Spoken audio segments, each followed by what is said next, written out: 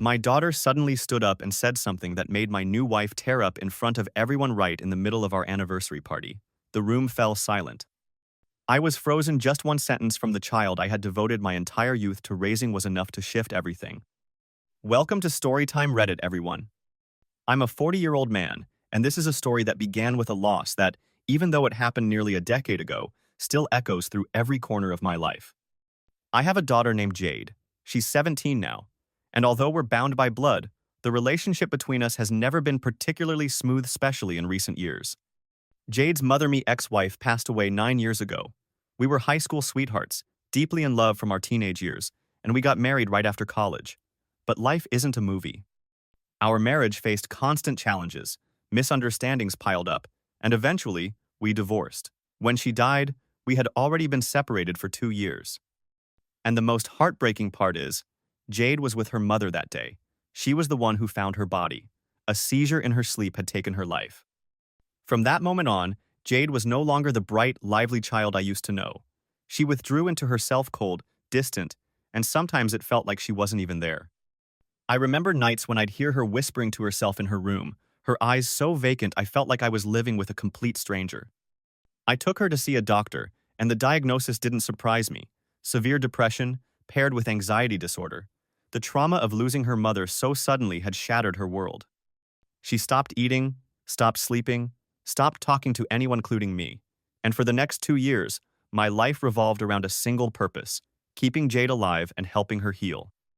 I cut back on work, took her to therapy sessions regularly, and monitored her medication every day. There were nights I'd sit next to her bed, just to make sure she was still breathing. There were times I didn't think we'd make it through, but slowly, very slowly, she started to return to herself. A faint smile here and there, a few short conversations. And then one day, she hugged me and said, "Dad, I'm okay now." I couldn't hold back my tears. After all those years of being the strong father, I finally allowed myself to break down out of relief, out of hope. As Jade gradually found her way back to life, I started to think about living for myself again, not to replace her mother, not to fill a void, but to reconnect with the man I used to be, the one who had gotten lost somewhere between grief, fear, and the overwhelming weight of responsibility. That's when I met Carola, gentle, warm, and patient woman, someone who never rushed things. Someone who understood that my heart had been broken and that my daughter would always be part of that equation. In the beginning, we just texted. I told her everything from losing my wife to Jade's mental health struggles. I didn't hold anything back because I knew that anyone stepping into my life would have to face a heart that had been broken and a daughter who wouldn't easily accept anyone new. I never expected that it was exactly that honesty that touched Carol. And that was when I thought, maybe, I do deserve another chance. After spending years living solely for Jade, I finally allowed myself to take a breath. A real one.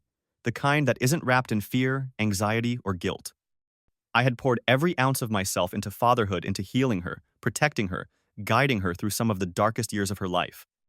There were times I sat beside her bed at night, barely daring to blink, afraid she might slip away. I gave up promotions, relationships, hobbies, anything that might distract me from being there for her. So when she started getting better, when she started smiling again, eating without me reminding her, getting out of bed before noon, I thought, maybe, just maybe, I deserve to find love again. That's when Carol came into my life. She didn't arrive with any expectations. No demands, no drama. Just this quiet, grounded kindness. We talked for 3 months before even meeting in person. Texts at night, little check-ins during the day. I told her everything about my late ex-wife, about Jade's depression, about the isolation and guilt that had haunted me ever since the day Jade found her mother unresponsive in bed. I laid it all out. I didn't sugarcoat anything. I figured if someone was going to be part of my life, they needed to know the full picture, the cracks, the shadows, the landmines. But Carol didn't flinch. She didn't run or pull back. She simply said, "I'm not here to replace anyone. I just hope I can be a kind presence in your life." That moment floored me. Her words weren't grand or poetic, but they were everything I needed. After 6 months of dating, I decided it was time to bring Carol home and introduce her to Jade. I genuinely believed things would go smoothly. Jade had shown progress. She was laughing again, cracking jokes here and there. There were mornings when she'd sit down and eat breakfast with me without me having to ask. I thought, this is the moment. She's ready. But the second Carol stepped into the house, I saw Jade's entire face shift. She looked at me with eyes full of betrayal like I'd just stabbed her. Then she turned toward Carol, expression cold, and said, "My mom hasn't even been gone that long, and you're already bringing another woman into our house?" I was stunned, speechless. Before I could respond, Jade stood up and walked away without another word, leaving behind a silence that wrapped around the room like a thick fog. I spent the rest of the evening apologizing to Carol. I kept trying to explain Jade's trauma, her grief, her years of struggle, but Carol just gave me a soft, sad smile and said, "It's okay, I understand she just needs time." And while I appreciated her grace, I wasn't as calm. I went to Jade's room later that night and asked her why she reacted like that. She didn't hesitate. "I'll never accept her," she said flatly. "You can love whoever you want, but don't expect me to be nice about it." I was angry, so angry. But then I looked at her, really looked, my daughter, the girl who lost her mother in the most traumatic way possible. The child who used to stare blankly at walls, who once told her therapist she didn't see the point of existing. I couldn't meet that pain with more pain. So I exhaled and said, "At the very least, respect the person your father chose. If you can't love her, then please don't hurt her." But the situation didn't improve. Weeks turned into months. Every time Carol came over, Jade would either stay locked in her room or walk around with this frosty, passive-aggressive demeanor. She made sarcastic remarks, rolled her eyes. Once, she even told me to my face, "I'm going to make her leave you. Just wait." I tried everything: compromise, patience, empathy. I reasoned with her gently, reminded her of everything we'd been through. Sometimes I snapped, frustrated and exhausted, but nothing worked. Jade didn't hate Carol as a person. She hated what Carol represented: change. A new chapter. The closing of the one where her mother still occupied every corner of our lives. Through it all, Carol stayed calm, patient, unbelievably so. "I'll keep my distance," she told me one day, "as long as you know I truly respect your daughter." That broke me a little. I felt grateful beyond words, but also deeply helpless. I was stuck between the woman I loved and the daughter I had given everything for. They were like two parallel lines that could never meet. I kept telling myself things would get better with time. But what I didn't know was that the fuse had already been lit. And it would explode on what should have been one of the happiest days of my life. It was our second wedding anniversary. I planned a simple celebration at home and nothing flashy.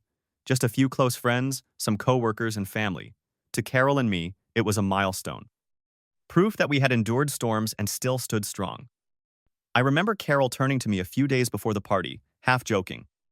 "Do you think Jade will come?" I gave a weary laugh. Last year, Jade didn't show up. Not even a text. She just vanished for the weekend, staying at a friend's house without a word. I tried not to take it personally, but it stung. So this year, when she said she'd stay for our anniversary celebration, I was surprised. Not overjoyed, just cautiously hopeful. I didn't dare let myself believe it meant anything more than basic courtesy. I told myself, if she just shows up and doesn't cause a scene, I'll be grateful. The evening began smoothly. Guests mingled with wine in hand, soft music hummed from the speakers, and the aroma of Carol's favorite roast chicken filled the air. Carol looked radiant in a simple, elegant white dress. Her laughter was easy, her smile effortless. Everything felt almost perfect. Then, without warning, Jade stood up in the middle of the room. "I want to say a few words." The chatter died instantly. Every head turned toward her. My heart leapt to my throat. Jade had never spoken in public like this, not at birthdays, not at school events, and definitely not at anything involving Carol. But in front of everyone, there was no graceful way to stop her. I gave a tight smile and nodded. "Go ahead." At first, her tone seemed sincere. Her posture was calm. Even her words, though awkward, hinted at a breakthrough. "I know Carol and I have never gotten along, but today I want to say that I'll try to be different. Because I'm an only child, and I don't want to lose my inheritance just because I can't get along with my stepmom." A few nervous chuckles rippled through the room. I didn't laugh. I felt something twist in my gut. Then she turned to Carol, looked her straight in the eye, and said, "And I'm really lucky that Carol can't have children. That way, I'll always be the only child, no one to compete with me for anything." Time stopped. A dense, suffocating silence gripped the room. Carol stood frozen. Her lips trembled. Her hands clutched the wine glass so tightly I thought it might shatter. And then, tears. She turned away, sobbing in front of our closest friends, Coworkers, family. I couldn't move. I couldn't speak. Jade turned on her heel and walked upstairs, leaving behind wreckage like a storm. The guests quietly excused themselves. Nobody dared say goodbye. I held Carol for what felt like hours. This was the same woman who once cried in my arms because she learned she couldn't have children. And now, that vulnerability had been weaponized by the very person I raised. That night, I drove Carol to her parents' house. She needed a safe space, one without reminders of Jade's cruelty. I sat in the car afterward, staring at the steering wheel, wondering how the hell we got here. How did the little girl who used to cling to my leg grow into someone capable of this? I had always believed Jade was just hurting deeply wounded from her mother's death, from our divorce, from the weight of growing up in grief. But that night, she wasn't just someone in pain. She became someone who inflicted pain. When I got home, everything felt hollow. The laughter, the music, the warmth, all of it gone. I walked to her door, knocked once. No answer. I opened it anyway. She was sitting on her bed, headphones on, scrolling her phone like nothing had happened. I turned off the music. We need to talk, now. She pulled off the headphones and crossed her arms. Her eyes met mine, not with guilt, but with defiance. If you're here to yell, don't bother, I'm not sorry. I inhaled slowly, fighting the urge to scream. Then let me be clear. From today forward, you have two choices. 1. Apologize to Carol genuinely in front of me and everyone you humiliated. Or 2. Move out when you turn 18. And if you choose the second, I'm not paying a single cent for your college tuition. She didn't even flinch. I don't need it. I'm leaving. I've already made plans. My stomach dropped. Plans? Where will you go? She looked me straight in the eye. I'm moving in with Aunt Alice. The name hit me like a punch. Alice, my late wife's younger sister, the woman who confessed her love for me the night before our wedding, the woman who was disowned for trying to sabotage our marriage. I hadn't heard her name in years. I could still remember her venomous words when I turned her down. You're joking. Number, she listens, not like you. You always side with Carol. And if I say no? Then I wait until I turn 18. I don't need you. Honestly, I wish it had been you who died instead of Mom. That broke me. I didn't shout. I didn't cry. I just nodded. Then go. And when you realize you were wrong, you'll deal with it on your own. 2 days later, she left. I didn't help her pack. I didn't hug her goodbye. I just watched from the hallway as her suitcase rolled out the front door. Everything felt shattered. Carol came back a week later. We didn't talk much. We didn't need to. We just sat on the couch and cried together. Silent tears, no anger, just sorrow. I stopped being angry at Jade after that. Anger is hot, bright, and temporary. What I felt now was cold, heavy. Sorrow that my daughter had chosen bitterness over healing. Sorrow that Alicia, a woman so toxic she'd been cast out by her own blood, had poisoned Jade's heart. And for a while, I thought that was the end. Until the phone rang. And on the other end was Jade. Crying. Dad, I was wrong. Nearly a month had passed since Jade had left home. Each morning, I'd walk past her empty room, the silence inside louder than anything else in the house. I'd glance at the door, half expecting it to swing open, half hoping to hear her voice. But nothing, just stillness. I'd wonder, is she safe? Is she eating? Is she even warm? I held myself back from reaching out. She had left on her own taking not just her suitcase, but her pride, her anger, and that cold stare that made me feel like I was a stranger in the life I had once sacrificed everything for. Carol never mentioned Jade, but her silence spoke volumes. Her eyes were swollen in those first few days, and even though she tried to hide it behind soft makeup, I noticed. She never asked how Jade was doing, never brought up her name. We both just existed, quietly carrying our pain in different ways. Then one night, I was flipping through an old photo album. There she was, Jade at 5, wearing her mom's hat, smiling like the world hadn't yet taught her how to be guarded. Pictures of her with scraped knees, birthday candles, her first school recital. Pictures of the three of us back when things still made sense. That's when my phone rang. It was her. I answered in a heartbeat. Hello? All I heard was shaky breathing. Then, finally, her voice came through fragile, small, like a child lost in a world far too big. Dad, I was wrong. Gone was the sharpness, the anger, the venom. All that remained was a girl my daughter fighting to admit something she didn't even know how to process. Aunt Alice. She's not who I thought she was. She said she'd help me get into college, treat me like her own. But it was all lies. I've been cleaning her house like a maid. She doesn't have any money. She never planned to help with tuition. It was all fake. I clenched the phone. My mind was racing, but my heart, it just ached. Was I angry? Yes. Was I sad? Of course. But more than anything, I felt sorrow. My daughter, me own flesh and blood, had been used, lied to, manipulated by someone who shared her blood, but none of her heart. Dad, I don't want to be here anymore. I want to come home, please. I didn't say anything right away. I had to hold the line. Not out of pride, but out of necessity. If I caved, if I let her return without growth, it would all happen again. You know my condition, Jade, I said gently but firmly. If you want to come home, you have to apologize to Carol. Honestly, sincerely, not just to me, to her. She went quiet. So quiet I thought she might have hung up.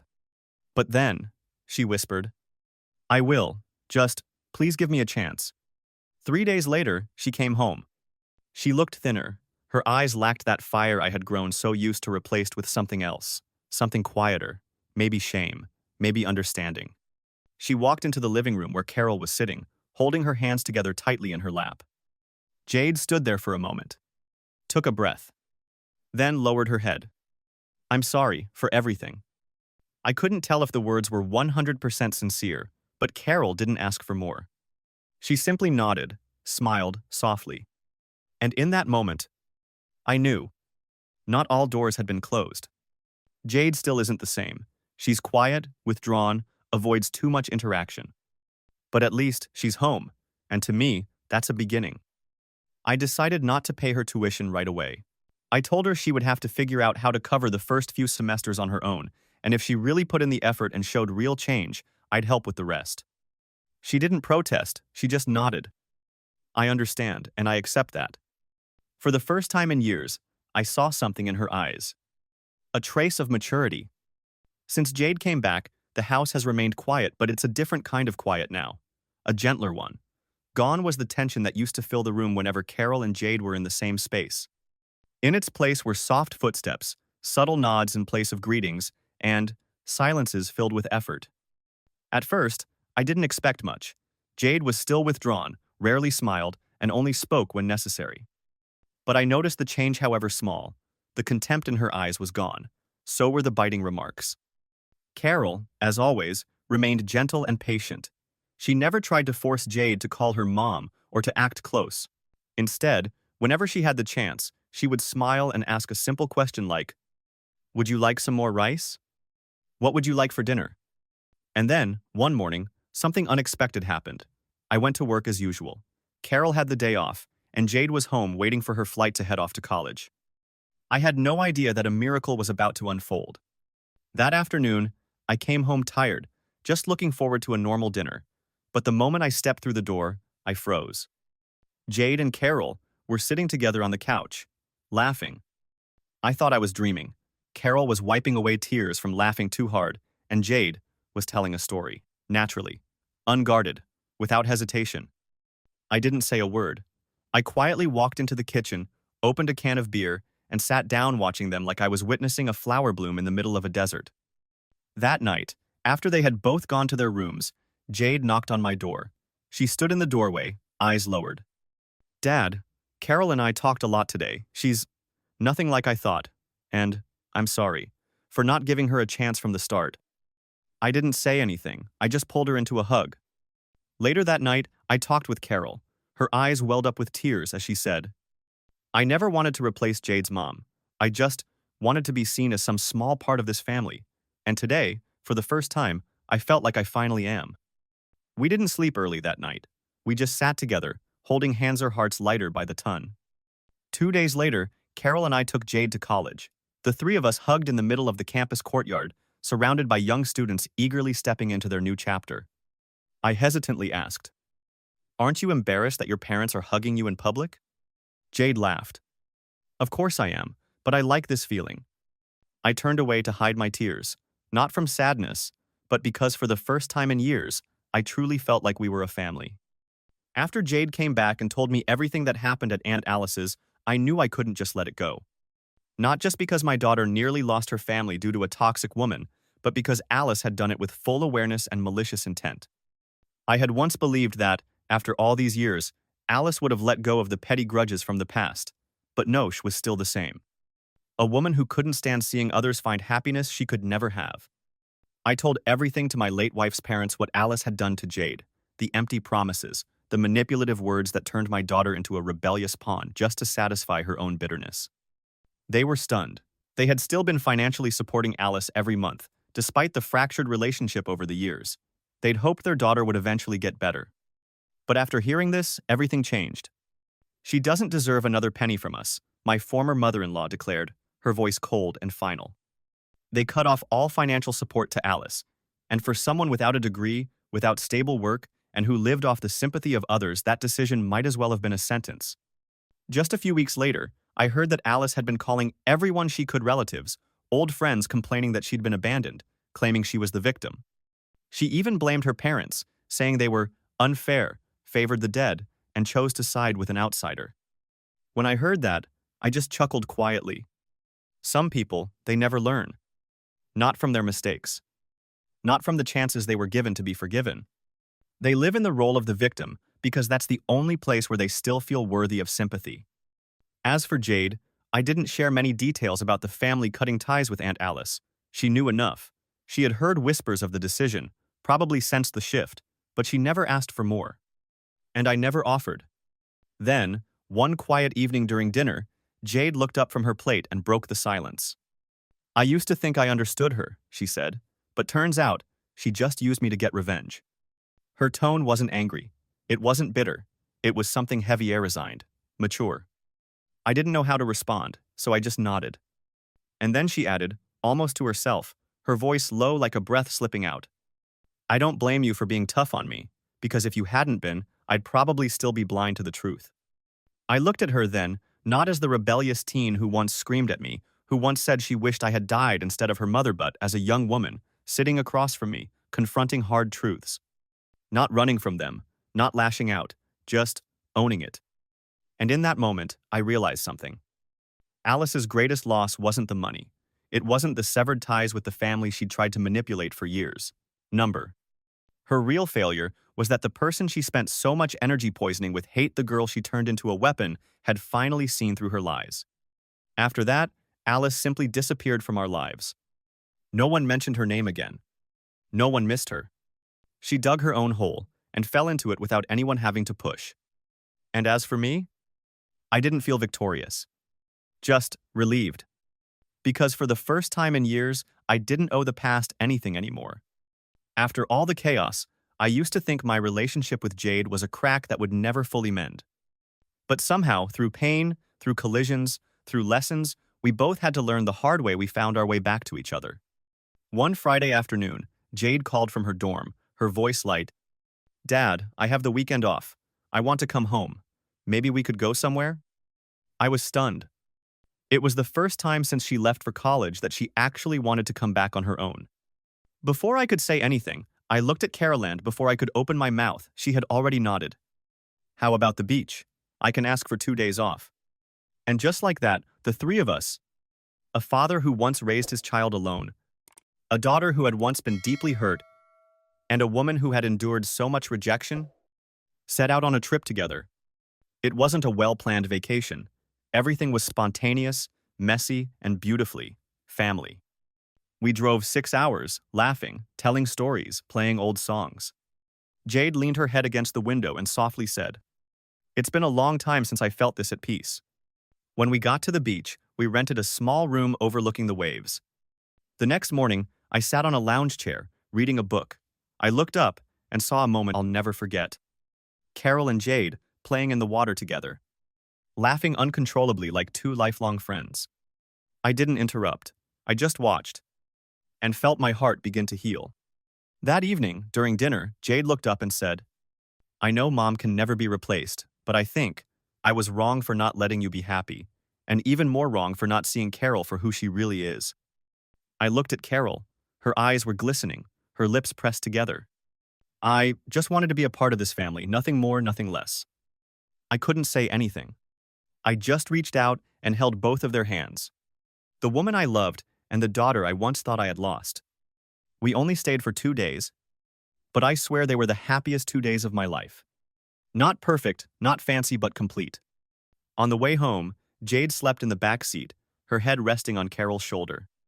I glanced in the rearview mirror, and my heart swelled. It had been so long since I truly believed my family was finally a family. Things aren't the same anymore, but maybe that's a good thing. Jade is still in college, still has stressful days full of exams and deadlines. But she calls more often now. Sometimes just to tell us about a new dish in the cafeteria or a new friend she made.